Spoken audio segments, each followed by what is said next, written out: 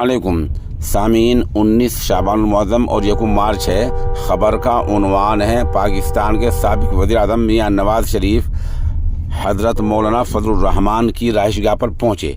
आपको पता है कि आजकल पाकिस्तान में सियासी सरगर्मियाँ तेज़ चल रही हैं और परसों 3 मार्च में वज़ीर आज़म का इंतखाब होने का पूरा इम्कान है। ये आपको बता दूँ कि फ़िलहाल जो रवा सूरत हाल, जो जारी सूरत हाल है, उसमें इमरान खान की पार्टी सरकार बनाने से बहुत दूर है।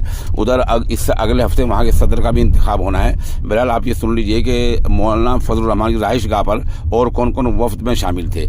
नवाज़ शरीफ के साथ में राना सनाउल्लाह, अहसन इकबाल, अयाज सादिक और साद रफ़ीक और इसहाक डार शामिल थे। उधर जमीयत उलमा पाकिस्तान के मौलाना अब्दुल गफूर हैदरी, हाजी गुलाम अली, असलम गौरी, नूर आलम खां, उस्मानी वगैरह शामिल थे। इस मुलाकात में मुल्क की सियासी सूरत हाल पर तबादला ख्याल हुआ, गुफ्तगू हुई है। ज़ाहिर सी बात, इस बात को सब जानते हैं कि सरकार बनाने पर बातचीत हुई होगी।